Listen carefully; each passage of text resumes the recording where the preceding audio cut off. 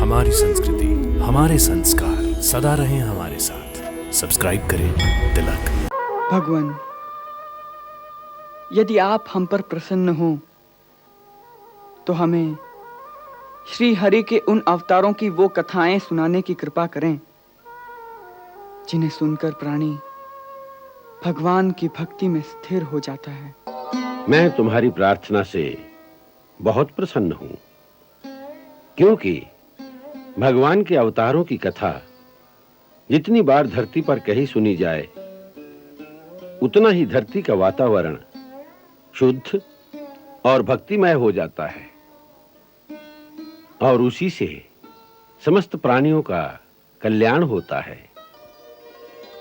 पहली कथा अब तुम वराह अवतार की सुनो, जिसमें स्वयं धरती का उद्धार करने के लिए प्रभु ने वराह रूप धारण किया था। एक समय दो महान दैत्य हिरण्याक्ष और हिरण्याकश्यप समस्त लोकों में आतंक मचाए हुए थे। गुरुदेव, आपको यह जानकर प्रसन्नता होगी कि मैंने अपने भाई के वध का प्रतिकार करने के लिए अपने समस्त योद्धाओं को धरती पर हाहाकार मचा देने का आदेश दिया है। अब मैं समस्त देवताओं को निस्तेज करके इंद्र के साम्राज्य पर भी अपना अधिकार पाना चाहता हूं। बताइए गुरुदेव, इस कार्य की सिद्धि के लिए शक्ति संचित करने का साधन क्या है? राजन, संसार में शक्ति प्राप्त करने का केवल एक ही साधन है, तपस्या। केवल तपस्या ही समस्त शक्तियों का उद्गम स्थान है।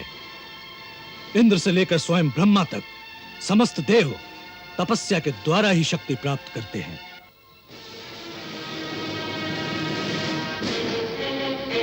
तो मैं भी तपस्या करूंगा, और ऐसी घोर तपस्या करूंगा जो आज तक किसी ने न की हो। आप मेरा मार्गदर्शन कीजिए। राजन, यदि मेरे द्वारा बताई गई विधि को तुम पूरी तरह निभा सके तो तीनों लोकों में तुमसे अधिक शक्तिशाली और कोई नहीं होगा। गुरुदेव, मैं मन, वचन और कर्म से आपकी हर आज्ञा का पालन करूंगा।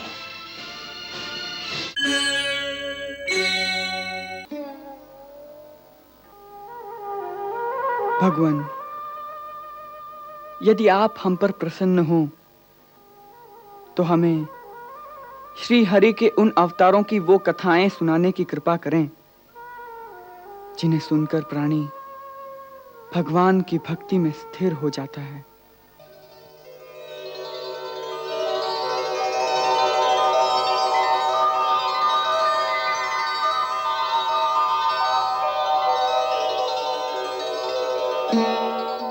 मैं तुम्हारी प्रार्थना से बहुत प्रसन्न हूं, क्योंकि भगवान के अवतारों की कथा जितनी बार धरती पर कही सुनी जाए, उतना ही धरती का वातावरण शुद्ध और भक्तिमय हो जाता है और उसी से समस्त प्राणियों का कल्याण होता है।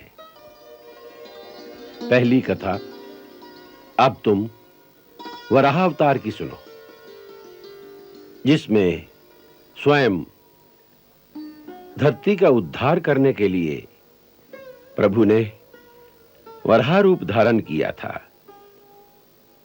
एक समय दो महान दैत्य हिरण्याक्ष और हिरण्याकश्यप समस्त लोकों में आतंक मचाए हुए थे।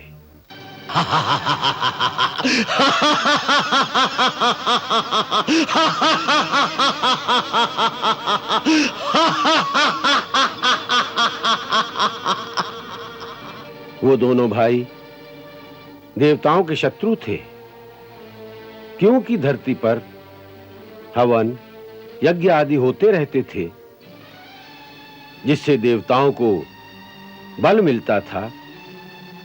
इसलिए महाबली हिरण्याक्ष ने अंतरिक्ष में से धरती को चुरा लिया और उसे समुद्र के नीचे ले जाकर छिपा दिया।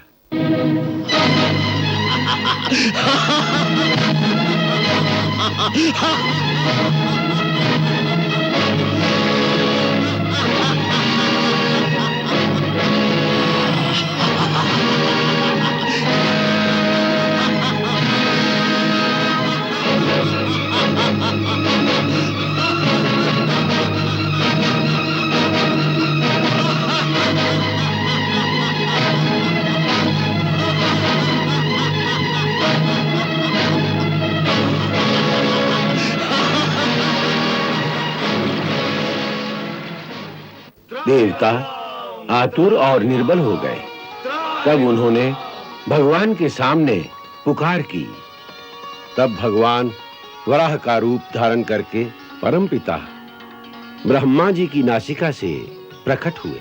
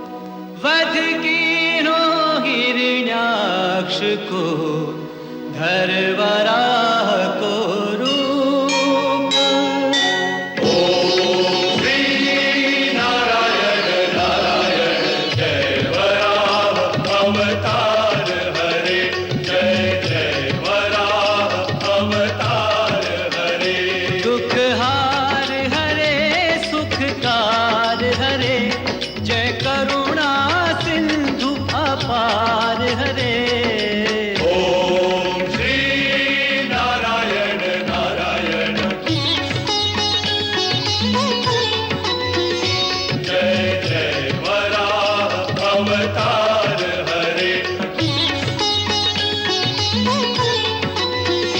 जय जय वराह अवतार हरे।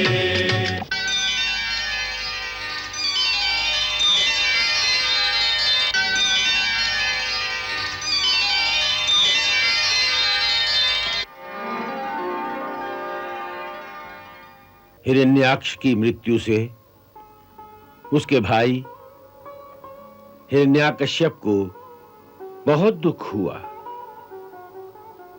बदले की भावना से उसके हृदय में क्रोध की ज्वाला भड़कने लगी और उसने ये तय कर लिया कि पृथ्वी पर न भगवान का नाम रहेगा और ना उनके नाम को जपने वाला कोई प्राणी ही जीवित बचेगा। उसने राजसभा में सब दरबारियों को संबोधित करते हुए कहा, आज हम अपने छोटे भाई महाबली हिरण्याक्ष की मृत्यु का शोक मनाने यहां एकत्रित हुए हैं। इंद्र जैसे हमारे क्षुद्र शत्रुओं ने दैत्य शिरोमणि हिरण्याक्ष को विष्णु के हाथों मरवा डाला है, जिसका बदला हमें न केवल विष्णु से बल्कि समस्त देवताओं से लेना होगा। ये विष्णु पहले तो बड़ा शुद्ध और निष्पक्ष था, परंतु देवताओं के बहकाने से यह भी मायावी हो गया है और अपनी माया से वराह आदि रूप धारण करने लगा है। आज मैं सबके सामने यह प्रतिज्ञा करता हूं कि मैं अपने त्रिशूल से उसका वध करके अपने भाई की मृत आत्मा को तृप्त करूंगा। जिस प्रकार जड़ के कट जाने से पेड़ों के पत्ते सूख कर गिर जाते हैं, ठीक उसी प्रकार विष्णु के न रहने से समस्त देवताओं की शक्ति क्षीण हो जाएगी। पृथ्वी पर जो मानव लोग तपस्या, यज्ञ, व्रत और दान आदि कर रहे हैं, जिससे देवताओं को बल मिलता है, इसीलिए वीर शिरोमणि हिरण्याक्ष ने समस्त धरती को जल के अंदर छुपा दिया था, किंतु वराह रूप धरकर विष्णु से फिर बाहर ले आया है।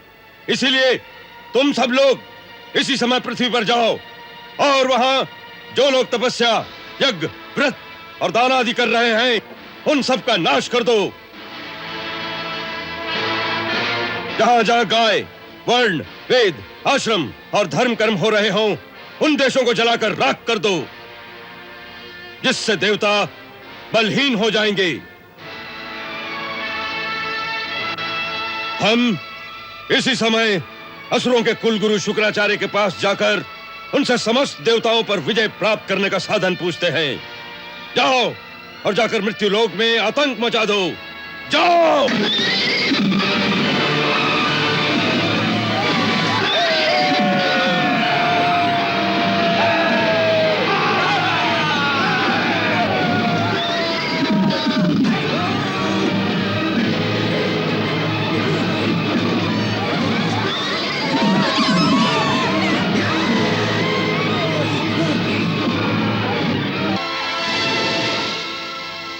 गुरुदेव, आपको यह जानकर प्रसन्नता होगी कि मैंने अपने भाई के वध का प्रतिकार करने के लिए अपने समस्त योद्धाओं को धरती पर हाहाकार मचा देने का आदेश दिया है।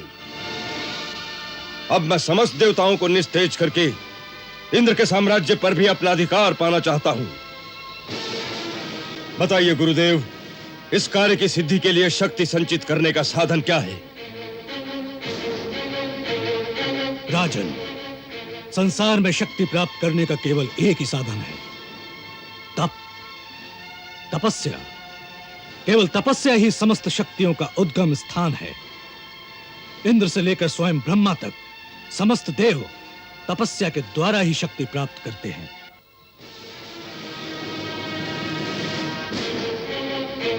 तो मैं भी तपस्या करूंगा, और ऐसी घोर तपस्या करूंगा जो आज तक किसी ने न की हो। आप मेरा मार्गदर्शन कीजिए। राजन, यदि मेरे द्वारा बताई गई विधि को तुम पूरी तरह निभा सके तो तीनों लोकों में तुमसे अधिक शक्तिशाली और कोई नहीं होगा।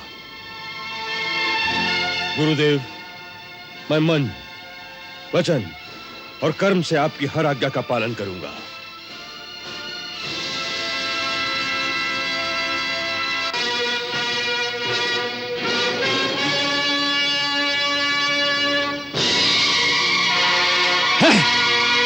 तपस्या।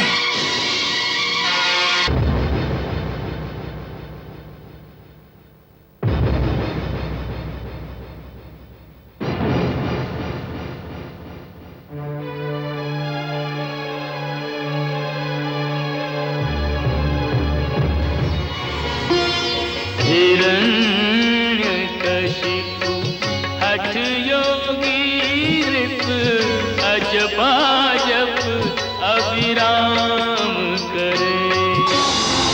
निर्निमेष निःशेष निरंतर स्मरण इष्ट का नाम करे।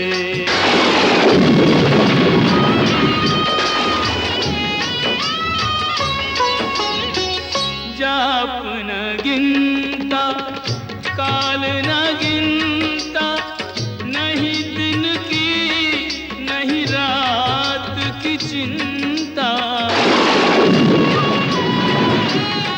त्याग तामसिक वृत्ति तपोनिधि, अर्जित आठों याम करे।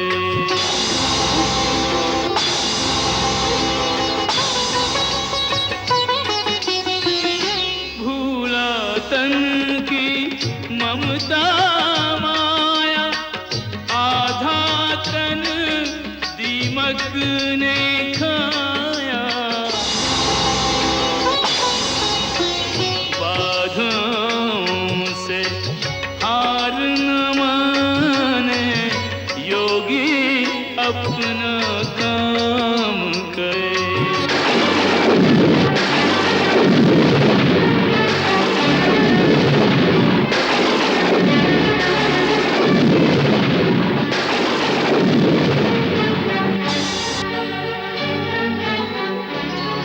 धरती डोली अंबर कांपा, देख के तप घन घोर।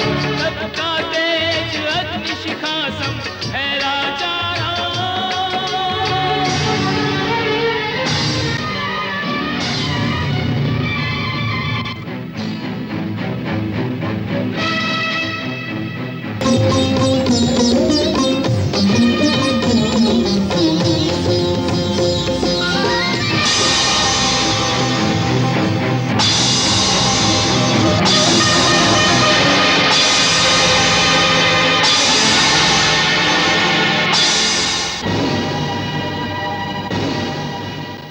जब उसके तप की अग्नि शिखाओं से देवलोक भी जलने लगा तो सारे देवता घबराकर ब्रह्मा जी के पास गए। हे परमपिता ब्रह्मा, असुरराज हिरण्यकश्यप मंदराचल पर्वत की घाटी में अत्यंत कठोर तपस्या कर रहा है। डांसों तथा कीटों ने उसका सारा मांस खा डाला है। केवल हड्डियों में अटके प्राणों के सहारे वो घोर तपस्या कर रहा है। देवताओं के 100 वर्ष उसने बिना अन्न जल ग्रहण किए व्यतीत किए हैं। ऐसे कठोर तप की अग्नि को सहना देवताओं की शक्ति में नहीं है प्रभु। उसके तप की अग्नि और धूम्र ने तीनों लोगों को त्रस्त कर दिया है। कुछ निराकरण कीजिए प्रभु। निराकरण तो वरदान देने से ही होगा देवगणों। वरदान से वह आप सबका विनाश का भी वरदान मांग सकता है। किंतु हे पितामह, यदि वो इसी तरह से तपस्या करता रहा तो दैवी विधान से वो स्वयं ब्रह्म पद को भी प्राप्त हो सकता है। तब तो बड़ा ही अनर्थ हो जाएगा प्रभु। इसलिए शीघ्र कोई ऐसा उपाय कीजिए प्रभु जिससे कि उसकी यह तपस्या यहीं पर समाप्त हो जाए।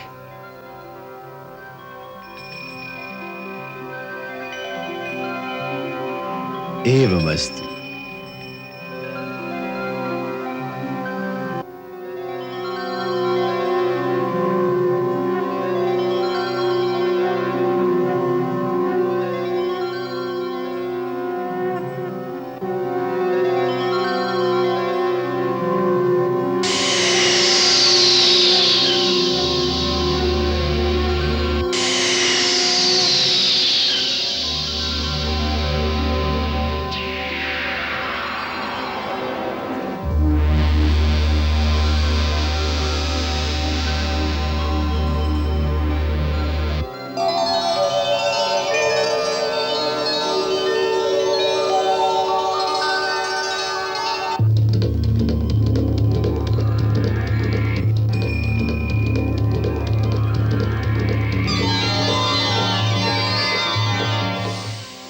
हे दैत्य शिरोमणि,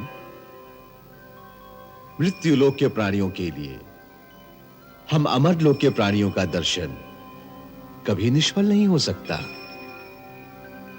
इसलिए जो इच्छा हो बेखटके मांग लो, हम अवश्य प्रदान करेंगे।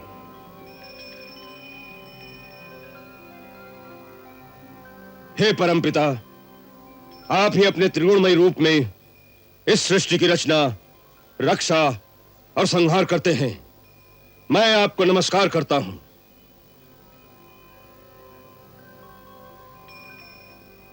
यदि आप मुझ पर सचमुच प्रसन्न हैं, तो मुझे ऐसा वर दीजिए कि आपके बनाए हुए किसी भी प्राणी से मेरी मृत्यु ना हो। न मनुष्य से, न पशु से, न दैत्य से, न देवताओं से, न भीतर मरूं, न बाहर मरूं, न दिन में, न रात में, न अस्त्र से मरूं, न शस्त्र से, न पृथ्वी पर, न आकाश में। युद्ध में कोई भी मेरा सामना न कर सके। आपके बनाए हुए समस्त प्राणियों का मैं एक छत्र सम्राट हूं। इंद्र आदि लोकपालों में जैसी महिमा आपकी है, वैसी ही प्रतिष्ठा मेरी भी हो जाए। मुझे ऐसा ही वर दीजिए भगवान, मुझे ऐसा ही वर चाहिए।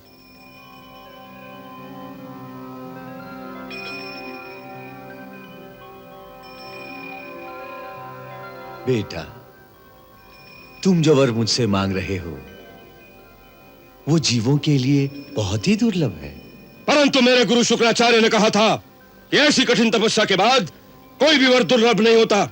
क्या वो झूठा आश्वासन था? क्या मुझे और तपस्या करनी होगी? और तपस्या की आवश्यकता नहीं है। गुरु शुक्राचार्य ने सत्य ही कहा था। ऐसी कठिन तपस्या न तो पहले किसी ने की थी, न आगे ही कोई करेगा।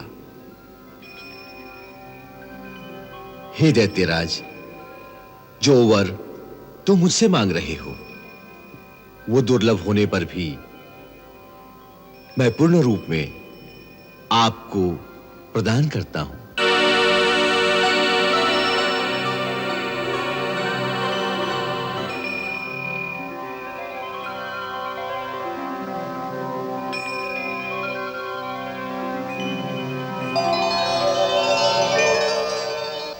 हिरण्यकश्यप को ब्रह्मा जी के वरदान से जो दुर्लभ शक्ति प्राप्त हुई, उसका उपयोग यदि वह सात्विक और धार्मिक कार्यों के लिए करता तो सारे ब्रह्मांड में स्वयं भगवान को छोड़कर उनसे महान और कोई नहीं होता। अच्छा प्राणी विजय और सफलता पाकर झुक जाता है, परंतु नीच प्राणी सफलता के मद में पागल हो जाता है। हिरण्यकश्यप स्वयं ब्रह्मा जी का पौत्र होकर भी अपने नीच संस्कारों के कारण इंद्रियों के विषय में रत था। इसलिए इतनी घोर तपस्या करके जब वरदान मांगने का समय आया तो उसने केवल भोग विलास ही मांगा। उसकी बुद्धि ने उसे अपने विकास के स्थान पर विनाश का ही मार्ग दिखलाया और अपनी अपार शक्तियों के दुरुपयोग से उसने संसार में चारों ओर हाहाकार मचा दिया। सर्वप्रथम उसने इंद्र के स्वर्गलोक पर धावा बोल दिया।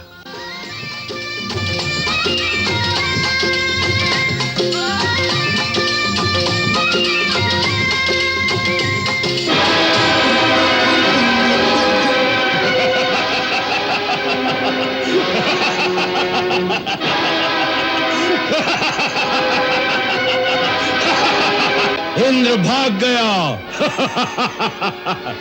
देवता परास्त हो गए। अब स्वर्ग पर भी हमारा राज्य है।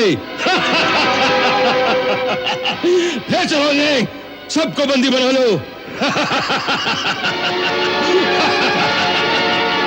मैं यहाँ का भगवान हूँ। हर कोई मेरी पूजा करे। जो मेरी पूजा नहीं करेगा वो संसार में जीवित नहीं रह सकता।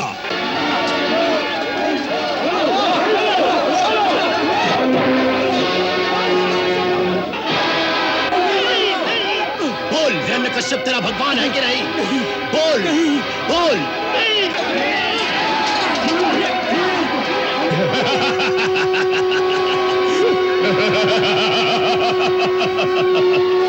तुम सब भी मेरी जय जयकार करो। बोलो भगवान हिरण्यकश्यप की। इस प्रकार देवताओं सहित तीनों लोकों के प्राणी उस महादैत्य के आगे नतमस्तक हो गए। उस समय सारी सृष्टि में एक नन्हा सा बालक ही ऐसा था जो भगवान के नाम का निरंतर कीर्तन करता रहता था। वो उसी दैत्य का अपना पुत्र था, प्रहलाद, जो 5 वर्ष की अवस्था में ही ब्रह्मलीन होकर केवल भगवान श्री हरि का नाम जपता रहता था। नमो भगवते वासुदेवाय।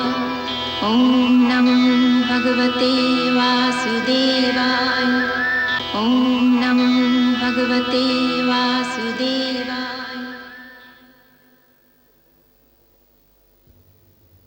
उसे बहुत समझाया, डराया, धमकाया जाता रहा, परंतु वो बालक प्रभु की भक्ति से विमुख न हुआ। जब हिरण्यकश्यप को इसका पता चला तो उसके क्रोध का पारावार न रहा। मैं यहाँ का भगवान हूँ। सारा संसार मेरे सामने भय से थर थर कांपता है। मेरे चलने से पृथ्वी डोलने लगती है। मेरी भ्रुकुटी तन जाए तो तीनों लोग कांप उठते हैं।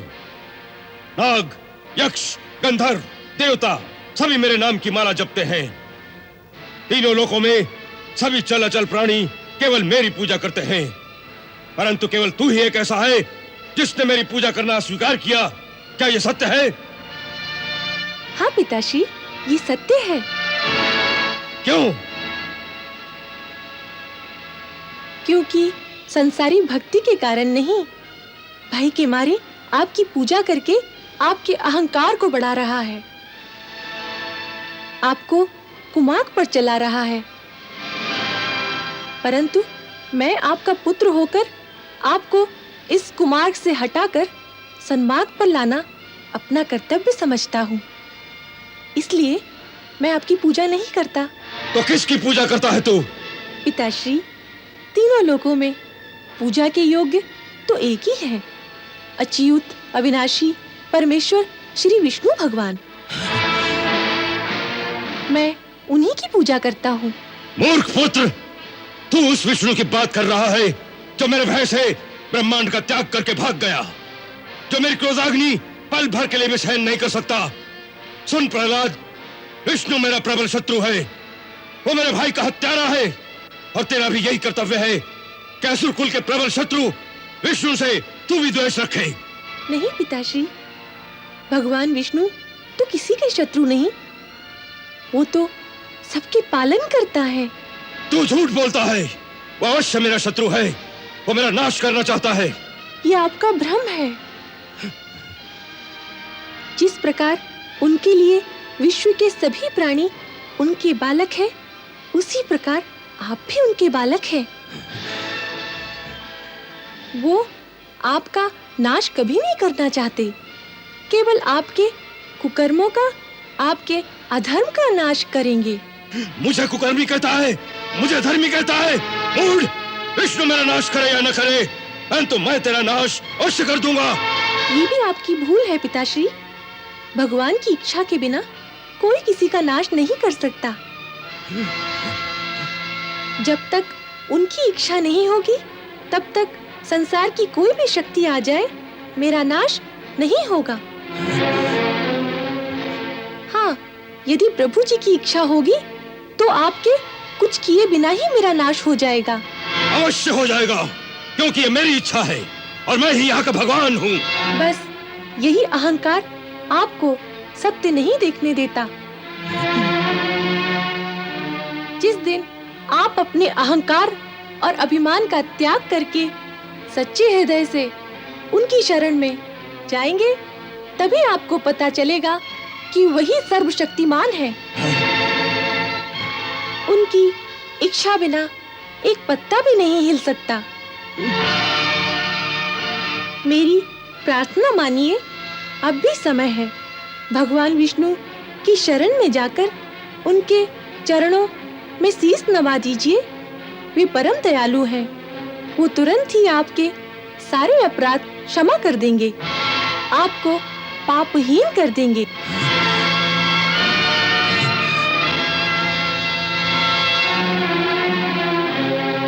दैत्यो!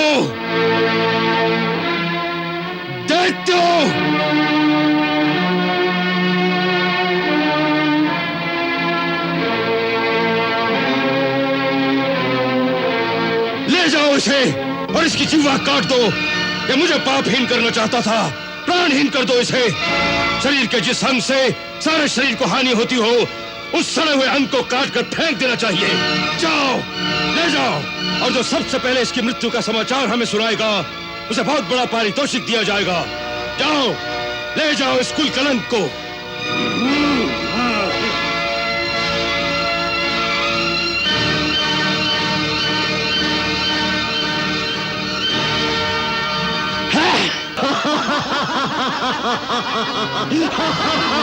नमो भगवते वासुदेवा।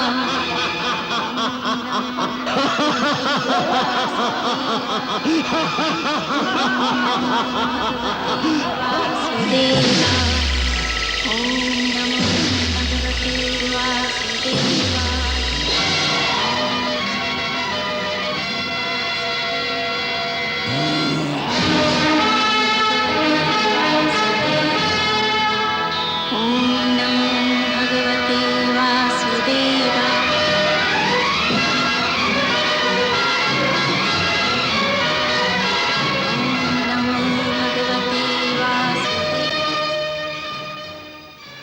तुम इतने सारे मिलकर भी उसे नहीं मार सके।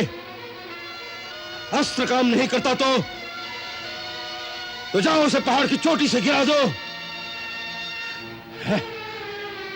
जाओ।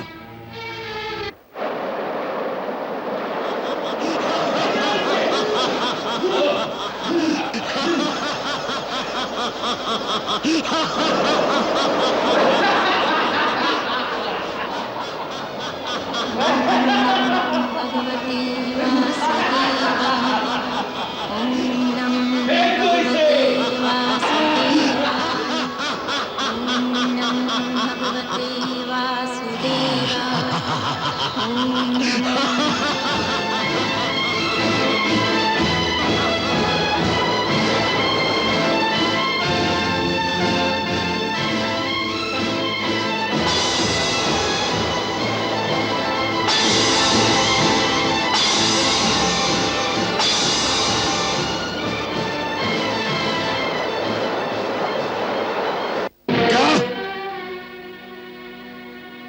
पहाड़ की चोटी से गिराने पर भी नहीं मरा,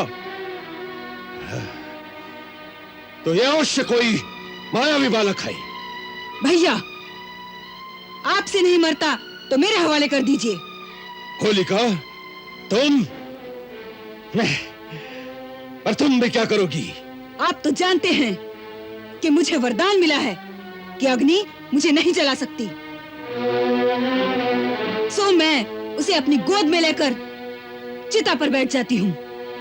इन लोगों से कह दो कि चारों ओर से आग लगा दें, वो अपने आप भस्म हो जाएगा।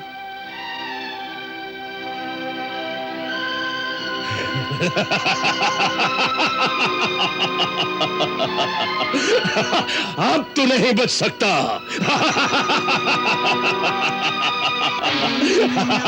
भगवते वासुदेवाय। ओम नमो भगवते वासुदेवाय। ओम नमो भगवते वासुदेवाय। ओम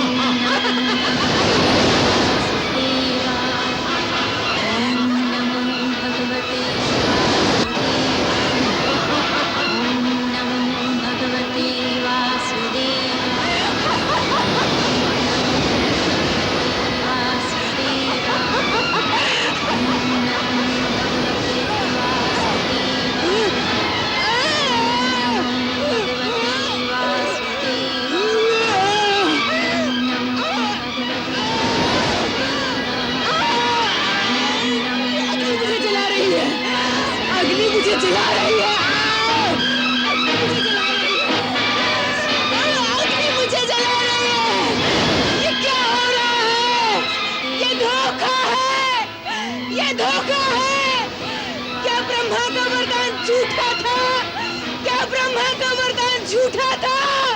हमारा वरदान गलत नहीं था, तुमने उसका गलत प्रयोग किया है। हमने तुम्हें यह शक्ति अपनी सुरक्षा के लिए दी थी। यदि उसका प्रयोग दूसरों का नाश करने के लिए किया जाएगा तो वो स्वयं तुम्हारा ही विनाश कर देगी।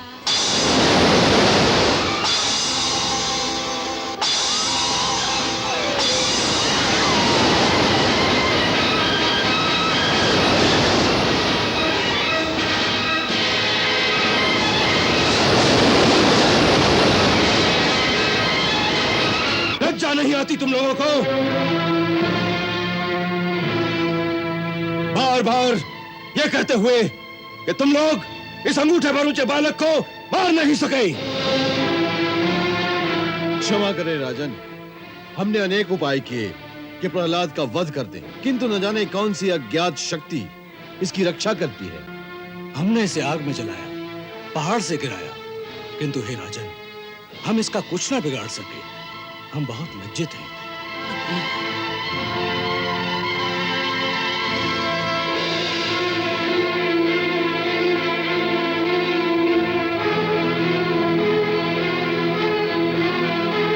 मूर्ख, तू बहुत उद्दंड हो गया है। तूने मेरी अनंत शक्ति को चुनौती दी है। मैं अभी तुझे यमपुरी पहुंचाता हूं। अब मैं तेरा काल बनकर तुझे धूल में मिलाता हूं। तू किसके बलबूते पर इतना घमंड कर रहा है? उसके बलबूते पर जो सबका बल है। पिताश्री, आपको भी वही बल देता है, न केवल मेरे और आपके, बल्कि संसार के समस्त बलवानों का बल भी केवल वही है। पिताश्री, भगवान श्री हरि बड़े ही दयालु है, इसलिए अब भी समय है कि आप अपना अभिमान त्याग कर उनकी शरण ले लें। वे अवश्य आपके अपराध क्षमा कर देंगे। आप क्रोध का त्याग करें पिताश्री। इतनी छोटी सी आयु में इतनी लंबी जिह्वा! अरे अभी तक तो तुम मेरे खड़ा जितना ऊंचा भी नहीं हुआ और मुझे शिक्षा देने लगा। पिताश्री, आप फिर भूल कर रहे हैं। आप जिसे मेरी छोटी सी आयु कहते हैं, वो मेरी नहीं, मेरे इस शरीर की आयु है। पिताश्री, मैं इस शरीर के अंदर आत्मा रूप में वास करता हूँ। उसकी आयु तो अनंत वर्षों की है। वो नित्य है। और फिर जिसे मैंने आत्मा कहा है, वो भी अंतिम सत्य नहीं है। आत्मा तो परमात्मा का भी प्रतिबिंब मात्र ही है। उस दृष्टि से हर शरीर में परमात्मा का ही वास है। वे मेरे शरीर में है, वही आपके शरीर में है, वही संसार के समस्त कण कण में है। जिसे आत्मज्ञान हो जाता है उसे शरीर नहीं दिखते, केवल परमात्मा ही दिखते हैं। कहाँ दिखता है तुझे तेरा परमात्मा? प्रत्येक वस्तु में, आकाश में, धरती में, हवा में, आप में, मुझ में, साधु संतों में और इन दैत्यों में भी। आप विश्वास कीजिए पिताश्री, वे सृष्टि के कण कण में है। यहाँ की हर वस्तु में भी? जी पिताश्री। इस महल में भी? जी पिताश्री, मैं तो उन्हें इस महल की हर वस्तु में देख रहा हूँ।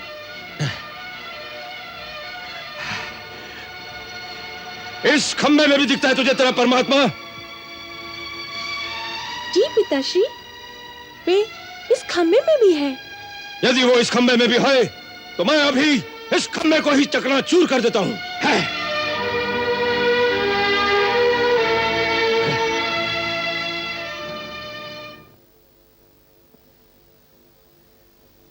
यदि इस खंबे में भी तेरा भगवान है तो आज न यह खंबा रहेगा न तेरा भगवान। यदि शक्ति है तेरे भगवान में तो बोल उससे, बचा ले अपने आप को, बचा ले अपने आप को।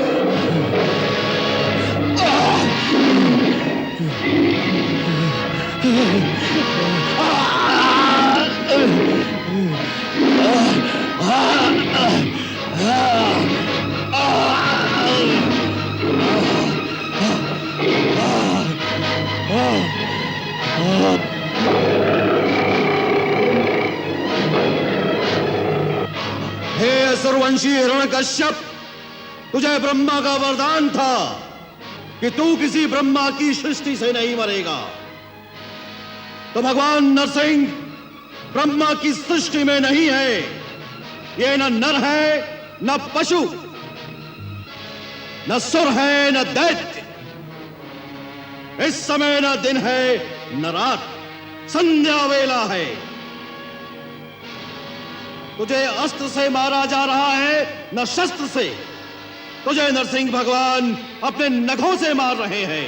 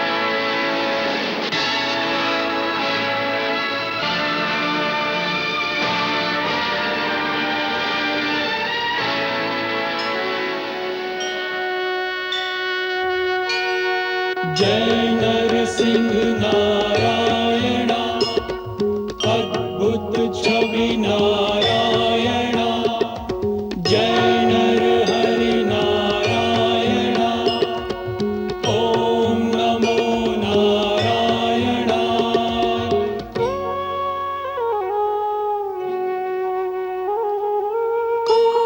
कोपकालस्य यो विग्रह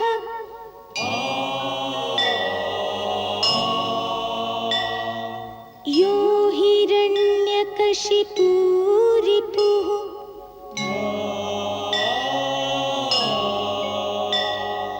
तस्मै मृगनरेन्द्राय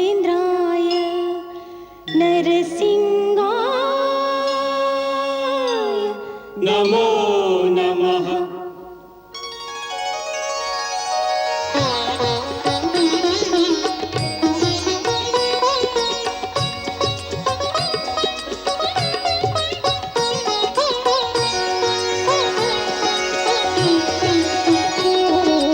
नरसिंह रूप हरे प्रभु नरसिंह रूप हरे शांत शांत जगदीश्वर कृपा करो परमेश्वर चरण गहे तुम्हारे ओम जय नरसिंह हरे ओम जय नरसिंह हरे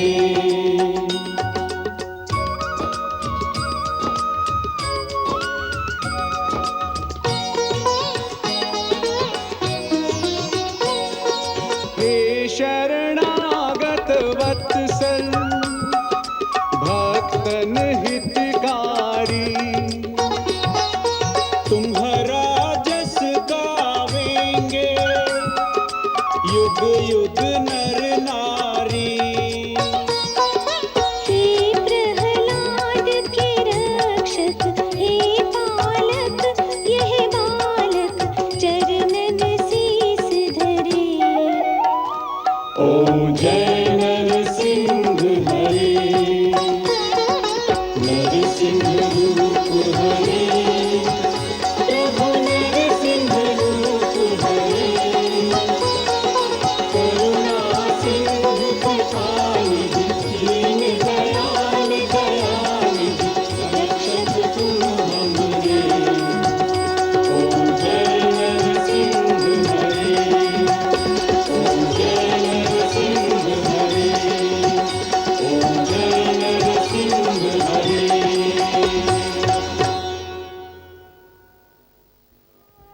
भगवान के वराह और नरसिंह रूप दोनों अवतारों को भगवान का आवेशावतार भी कहा जाता है। भगवान के अलग अवतारों में 10 से लेकर 16 कलाएं प्रकट होती हैं। नरसिंह और वराह ये दोनों अवतार 10 से 11 कला पूर्ण थे। प्रभु, किसमें कितनी कलाएं हैं, इस निर्णय का आधार क्या होता है? प्राणी के अंतर में जो चेतन शक्ति है या प्रभु का तेजांश है, उसी को कला कहते हैं। जिस प्राणी में जितनी चेतना शक्ति अभिव्यक्त हो रही है, उतनी ही उसकी कलाएं मानी जाती हैं। इसी से जड़ चेतन का भेद होता है। ये पेड़ पौधे एक कला के प्राणी हैं।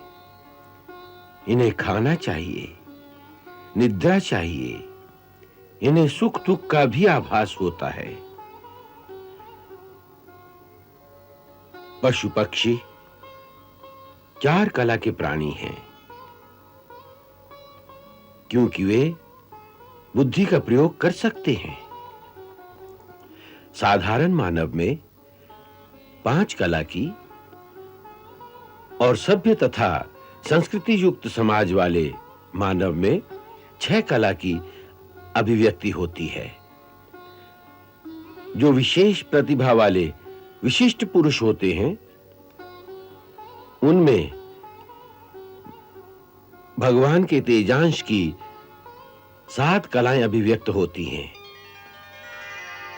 तत्पश्चात 8 कलाओं से युक्त वो महामानव संत और महापुरुष होते हैं जो इस धरती पर कभी कभार दिखाई देते हैं।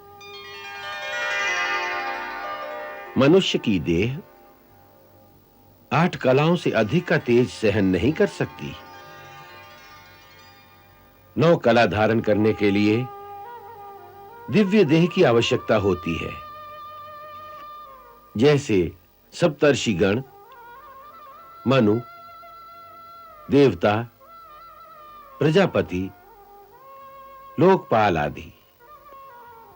इसके बाद 10 और 10 से अधिक कलाओं की अभिव्यक्ति केवल भगवान के अवतारों में ही होती है।